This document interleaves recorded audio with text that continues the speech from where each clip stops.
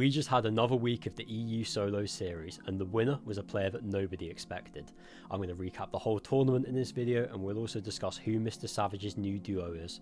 Let's get straight into it. So let's start by discussing this week's solo series in EU. Before we talk about the placements, let's quickly recap the format. If you don't know, the solo series qualifiers take place over 6 weeks. The best 4 weeks for a player are counted up, and the points for that are put onto a leaderboard. Because of that, it's not the end of the world if a player has one bad week. They can easily make up for it by performing well on the other weeks. So as I say, the best 4 weeks get added up, they get put onto a leaderboard, and the top 100 players on that leaderboard qualify to the overall finals, which is an online tournament to determine who wins the solo series. Yesterday was the 4th session of 6, so we've still got 2 left, but we're starting to see which players are looking good and who the favourites to qualify are. So let's get into yesterday's leaderboard, because there are a lot of surprising placements on there. In first place, we had the up-and-coming pro, DIOF, a French keyboard and mouse player. Initially, when I saw his name at the top of the leaderboard, I was worried he might be a cheater, but it doesn't seem like this is the case.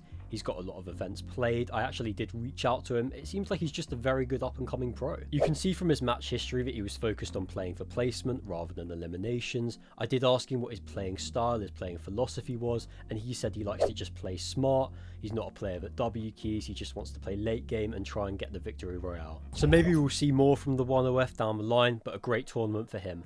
In second place, we have Hari. He's really proving himself as a quality solos player. He's also on the solo series leaderboard, so we'll discuss him later. In third place, another player that I'm not really familiar with, Beldybot. Again, not sure if it's a cheater or just a really good up-and-coming pro. It's so hard to say, but he managed to get third. Fourth place, Noah Riley. Nice to see him doing well. Feels like 2021 again, seeing him popping off in solos. A player that I really like. He hasn't had a perfect year. The placements haven't quite been there, but hopefully this is the sign that he's still got what it takes and that 2026 could be good for him. Let's look down the leaderboard. In 5th place, we have Ping. It almost feels like a running joke that in every single video I have to mention how underrated Ping is, but he really is underrated. Consistently he places so high, and I think 2026 is going to be a great year for him. In 6th place we have Snozy, and in 7th we have Panzer, someone who's really proving himself as a top quality solos player. In 8th place we have Yanis, who's been in great form since Globals has ended.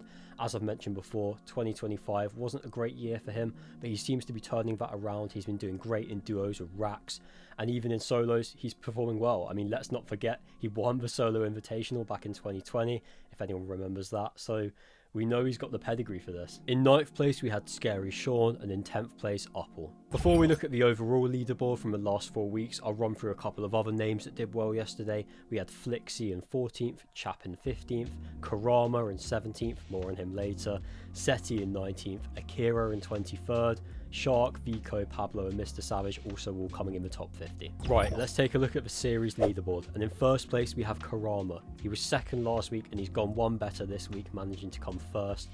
For me, he's probably the favourite to win the whole solo series event. He's just so unbelievably consistent at the game mode. It is really insane how often he places highly in events, whether it's on EU or NA Central. He's a remarkable player, and doing it all on controller as well, so impressive. In second place we have Hari. He was 9th in the overall leaderboard last week, so a huge surge up to come to second, very good from him.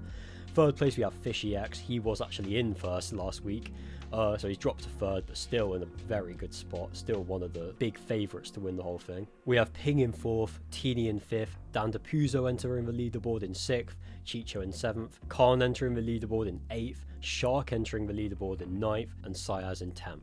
Mason, Dinas, Cheatin and Cringe drop out of the top 10. So let's take a look at how EU did on the NA Central solo series. It wasn't a particularly remarkable day for our region, King Cringe being the highest placing player, coming in 45th. Taking a look at the NA Central series leaderboard, I can recognise 4 EU pros in the top 100. Karama is the highest, he's currently sat in 20th place, which again is just so impressive. The other 3 players that managed to make it are Cynix, a Spanish player, and then Cade and King Cringe, both from the UK. The solo series definitely ended up being enjoyable. I quite like the new meta. I'm interested to know what you guys think about it, so let me know in the comments below.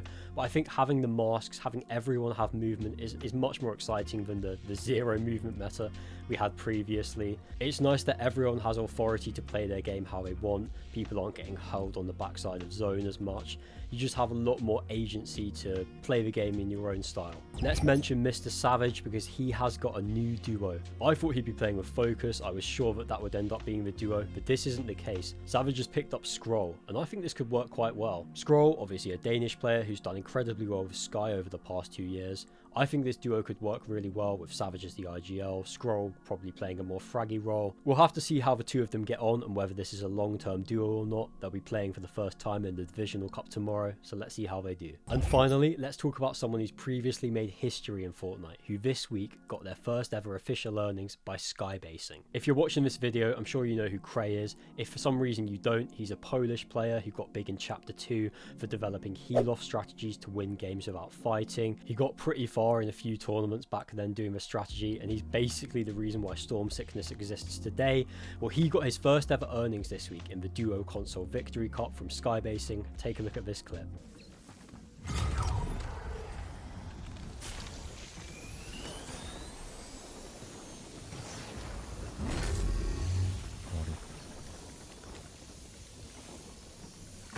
Nice. Let's go. Fair play to Cray. It's nice to see someone playing the game in their own way and proving that alternative strategies can work. Let me know in the comments what you guys are thinking about the solo series. Who do you think the favourite is? Who do you want to see win the tournament? I want to know what you guys think. Thank you very much for watching the video. See you in the next one.